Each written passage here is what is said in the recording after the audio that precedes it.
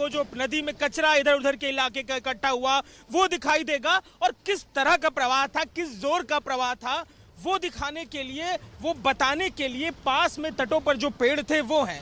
पेड़ देखिए किस तरीके से धाराशाही होकर गिरे हुए हैं। जोरदार प्रवाह से पुलागे नदी लेकर आती है पास के पहाड़ों का पानी और पेड़ों को ढहाती, आसपास बसे घरों को ढहाती। जो बिजली के खंभे थे, देखिए ये बिजली का खंभा जो नदी के तट पर मौजूद था उसे ढहाते हुए आसपास यहाँ पर जो बिजली के खंभे के हिस्से हैं पड़े हुए हैं। जो सड़क इस इलाके में बहती है वो सड़क किस तरीके से टूटी फूटी हुई यहाँ पे दिखाई दे रही है। और ना केवल सड़क, सीरीन जरा एक नजर इस कैमरे के फ्रेम को देखिए, कैसे यहाँ पर जो घर थे इन घरों को किस तरीके से नदी ने धाराशाही कर दिया है। इस घरों के जो पूरे आगे का हिस्सा है तोड़ फोड़ के नदी प्रवाह के संग बहा कर रह गई। जो लोग मौजूद थे रेस्क्यू करके एनडीआरएफ ने उनको निकाला, लोग खुद भी भागे।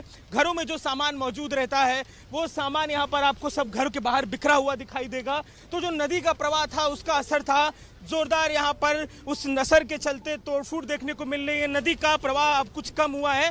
इस बीच में जो रेस्क्यू का काम है एनडीआरएफ की टीम, फायर ब्रिगेड की टीम और लोकल रेस्क्यू की टीम लगातार कर रही है। मैं एक नजर आपको उस रेस्क्यू ऑपरेशन की तरफ लेके चलता हूँ।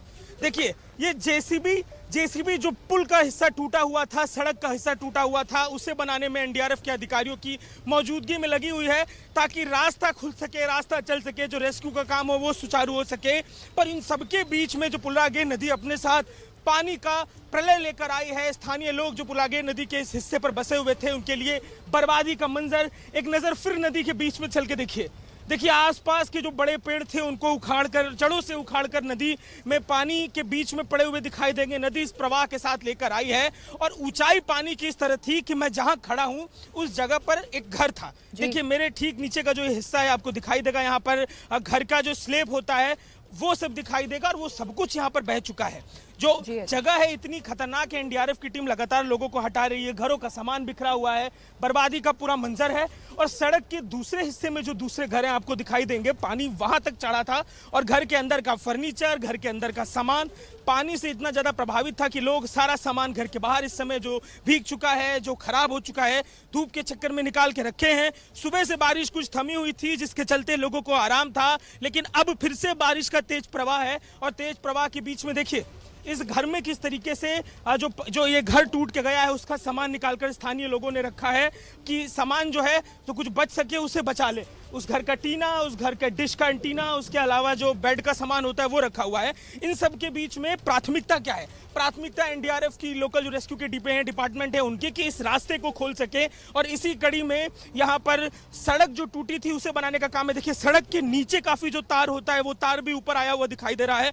जो सड़क थी पूरी तरीके से बह गई उस बहाव में, तेज नदी के बहाव में। और अब कोशिश जेसीबी की तरफ से रास्ते को खोलने की, स्थानीय लोग यहाँ पर मदद करने के लिए आगे आ रहे हैं। आप स्थानीय लोगों को भी खड़ा हुआ देखेंगे, यहाँ पर स्थानीय लोग खड़े हैं जो आपस में लगातार बातचीत कर रहे हैं। उनसे भी कोशिश करते हैं बात करने की, देखने की, जानने की उनका क्या स्टैंड है, उनको क्या कहना है इस विषय में। अन्ना, क्या कैसे पानी का प्रवाह किस तरीके से आया था, क्या स्थिति थी, नदी का असर कैसा रहा? बहुत बारिश था, बहुत बारिश भयावह था। कैसा पानी किस तरीके से रात में आया, कितना जमीन का साथ आया ना, ठीक है अजय। बहुत मुश्किल हो गया इधर, आदमी को जाना आना वो मुश्किल हो जाएगा। पानी जब आया तो आप लोग कैसे, जब कितने बजे आया, आप लोग कैसे बच के निकले? 11:30 बजे तक आया पानी, पूरा इधर पूरा पानी था।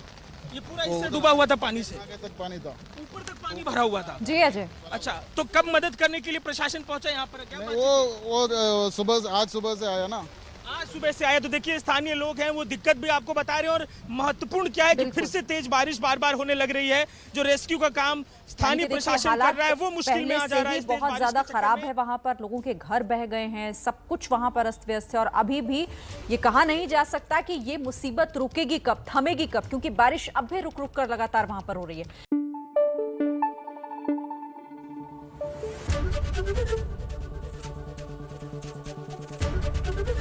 एबीपी न्यूज आपको रखे आगे।